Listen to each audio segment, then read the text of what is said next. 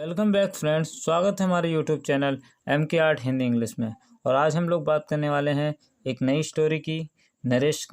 उसको नरेट करेंगे, उसके बारे में डिटेल से जानेंगे, वर्ड तथा उनकी मीनिंग को समझेंगे तथा एक सुंदर सी कहानी महात्मा गांधी जी के बारे में आपको सुनाएंगे, ताकि आप बेहतर तरीके से अंग्रेजी पढ़ना सीख जाएं।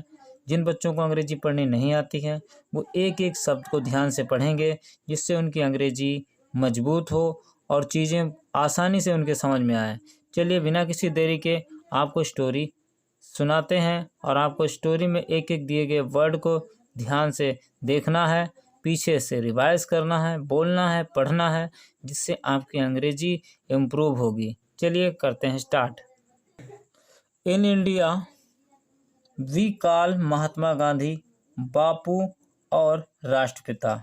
इन इंडिया भारत में वी कॉल हम कहते हैं महात्मा गांधी जी को बापू। क्या कहते हैं? बापू कहते हैं। सभी लोग जानते हैं बापू के नाम से जाने जाते हैं। और का मतलब होता है अथवा। राष्ट्रपिता भी इन्हें कहा जाता है। His full name was, his माने उनका, फुल माने पूरा, नेम मीन्स नाम, वाज माने था, मोहनदास करमचंद गांधी। उनका पूरा नाम था Mohandas Karamchand Gandhi.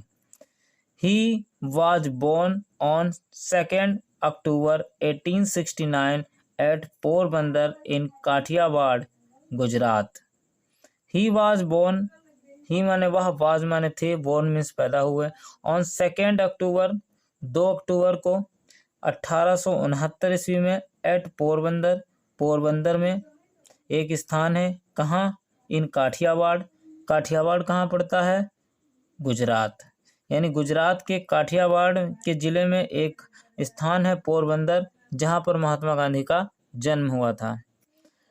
His father's name was Karamchand Gandhi. His father's, his माने उनके, फादर्स माने पिता का, नेम मीन्स नाम, वाज माने था, करमचंद गांधी, उनके पिता का नाम करमचंद गांधी था। His mother's name was Putlibai. His mother's, उनकी माता जी का, नेम मीन्स नाम, वाज मीन्स था, पुतलीबाई, उनकी माता जी का नाम पुतलीबाई था। His wife was Kasturba Gandhi. His wife, उनकी पत्नी जो थी, वाज माने थी, कस्तूरबा गांधी, उनकी पत्नी का नाम कस्तूरबा गांधी था। देखिए कहानी सभी को पता है, लेकिन वर्ड को समझना, वर्ड को क्या प्रोनाउंस करते हैं, इस बात पर विशेष ध्यान देना है। अगर आपको वीडियो समझ में आ रहा है, देखिए चैनल सब्सक्राइब कर लीजिए। आपकी अंग्रेजी को हम बहुत अच्छे लेवल तक ले जाएंगे, जहां से आप बोल सकेंगे, समझ सकेंगे, लिख सकेंगे और पढ़ सकेंगे। चलिए आगे देखते हैं। Gandhi ji lived the life of a common man and kept himself away from luxuries. Gandhi ji lived means रहते थे, द लाइफ वो जीवन ऑफ एक कॉमन मैन, एक साधारण व्यक्ति की तरह। कॉमन मैन का मतलब एक साधारण व्यक्ति की तरह। एंड केप्ट हिमसेल्फ, और अपने आप को बना के रखा था। अवे का मतलब दूरी, यानी अपने आप को दूरी बना के रखी हुई थी। फ्रॉम लग्जरीज, यानी वैभवशाली चीज़ों से, यानी जो सुख सुविधाओं वाली वस्तुएं थी, उन वस्तुओं से अपने आप को दूर रखा था। He was very honest and truthful from his childhood. He was with A, very means बहुत, ऑनेस्ट ईमानदार, एंड ट्रूथफुल सच्चाई को मानने वाले या सच बोलने वाले। फ्रॉम हिज चाइल्डहुड, फ्रॉम माने से, हिज माने अपने, चाइल्डहुड यानी बचपन से बहुत ही ईमानदार और सत्यनिष्ठ थे। Once he read the story of Sarvana Kumar, Sarvana used to carry his old and blind parents on baskets slung on a bamboo yoke। देखिए यहाँ पर कहानी को उन्होंने सुना है। वंस एक बार, ही रीड उन्होंने पढ़ा, द स्टोरी कहानी, ऑफ सरवन कुमार की एक कहानी पढ़ी। Sarvan used to carry his old and blind parents, Sarvan ले जाया करते थे या ले जाते थे। टू कैरी मान ले जाते थे, हिज ओल्ड माने बूढ़े, एंड ब्लाइंड का मतलब अंधे, पेरेंट्स का मतलब माता पिता को, इन बास्केट स्लंग, बास्केट यानी टोकरियों के जो दो टोकरियां होती हैं एक साथ, आपने देखा नहीं, बहिंगा जिसको बोलते हैं, दोनों तरफ से उसको बांध के, उसमें क्या होता है, ऑन ए बम्बू यॉक, और एक बम्बू यानी बम्बू का मतलब क्या होता है, बांस, बांस का बना हुआ एक ऊपर भाग होता है, बहंगी जिसको बोलते हैं, बहंगी के इधर उधर दो बम्बू की टोकरीज होती थी, उन टोकरीज में अपने माँ बाप को लेकर गए थे। ये कहानी सब लोगों ने पढ़ रखी है। Gandhi ji was deeply touched by his devotion. Gandhi ji was माने थे, डीपली का मतलब बिल्कुल अंतरात्मा तक, अंतरात्मा तक, टच्ड मतलब एकदम छू गई ये कहानी, बाय दिस इससे, डिवोशन यानी समर्पण, towards his old parents, towards का मतलब किसकी ओर, किसकी ओर, हिज पेरेंट्स अपने माता पिता की ओर उनका ऐसा लगाव, ऐसा झुकाव हो गया।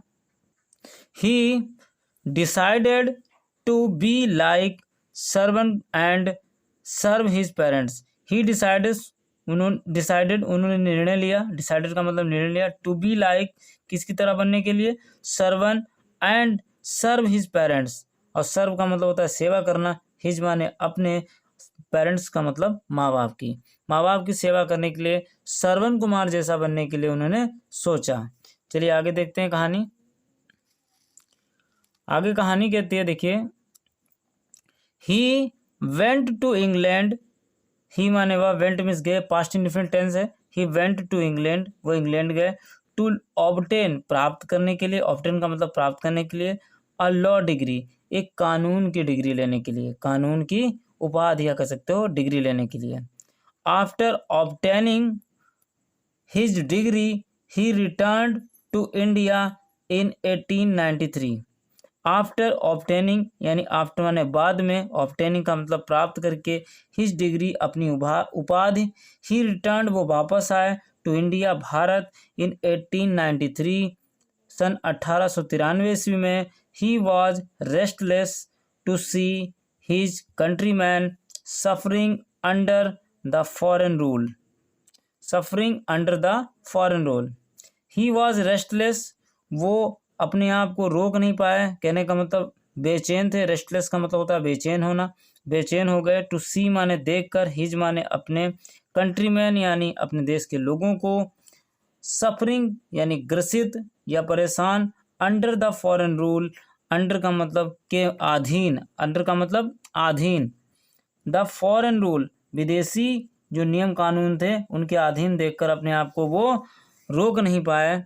सो he devoted his entire life for, so इसलिए ही डिवोटेड, डिवोटेड का मतलब समर्पित कर दिया, हिज एंटायर लाइफ, हिज माने अपनी, एंटायर का मतलब पूरी, लाइफ का मतलब जीवन यानी पूरा जीवन, for the upliftment of the poor and to free his country from the clutches of the British rule. यहाँ पर क्या लिखा है, ध्यान से देखेंगे, एंटायर लाइफ के बाद, फॉर द अपलिफ्टमेंट यानी उठाने के लिए, अपलिफ्टमेंट का मतलब होता है उठाने के लिए या उनका स्तर ऊंचा करने के लिए, किसका, भारतवासियों का स्तर ऊंचा करने के लिए, ऑफ द पुअर गरीब लोगों का यानी गरीब व्यक्तियों का, एंड टू फ्री और स्वतंत्र करने के लिए, हिज कंट्री अपने देश को, फ्रॉम मीन्स से, फ्रॉम का मतलब से, द क्लचेस, क्लचेस कहने का मतलब सिकिंजा होता है ना, जो कसे हुए जो लोग चारों तरफ से घिरे होते हैं उनको क्लचेस बोलते हैं। तो यानी क्लचेस जो थे, जो सिकंजा कसा हुआ था किसका, ऑफ द ब्रिटिश रूल, जो गोरे लोगों का या अंग्रेजों का जो शासन था उस शासन से मुक्ति पाने के लिए उन्होंने अपना पूरा जीवन समर्पित कर दिया। He led the freedom movement against the British government and started satyagraha. He led the freedom, उन्होंने क्या किया कि वो अपनी जो फ्रीडम के लिए वो आगे लड़े, मूवमेंट उन्होंने आंदोलन किए, अगेंस्ट मैंने के खिलाफ, किसके खिलाफ, द ब्रिटिश गवर्नमेंट यानी जो गोरे लोगों की गवर्नमेंट थी या जो गोरे लोगों की सरकार थी उससे लड़ने के लिए उन्होंने आंदोलन चालू किया, एंड स्टार्ट सत्याग्रह। सत्याग्रह का मतलब होता है सत्य की खोज करना। सत्याग्रह का मतलब क्या होता है? सत्य की खोज करना।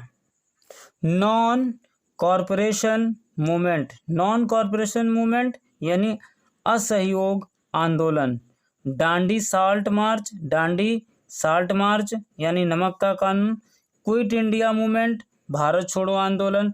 And civil disobedience movement, civil disobedience movement यानी ये सिविल जो मतलब कहते हैं नागरिक, डिसोबीडियंस का मतलब होता है अवज्ञा, यानी सिविल का मतलब सविनय और डिसोबीडियंस का मतलब अवज्ञा, मूवमेंट का मतलब आंदोलन। सविनय अवज्ञा आंदोलन, नॉन कॉरपोरेशन मूवमेंट, डांडी साल्ट मार्च, सत्याग्रह, ये सब अलग अलग मूवमेंट किए ताकि अंग्रेजों को देश से बाहर किया जा सके। आगे देखते हैं कहानी। Ultimately India got freedom on 15 August 1947। Ultimately यानी अंततः, इंडिया गॉट, इंडिया यानी भारत ने, गॉट मीन्स प्राप्त किया, फ्रीडम का मतलब स्वतंत्रता। ऑन 15 अगस्त 15 अगस्त 1947 1947 को। Mahatma Gandhi is known for his principles of non violence all over the world.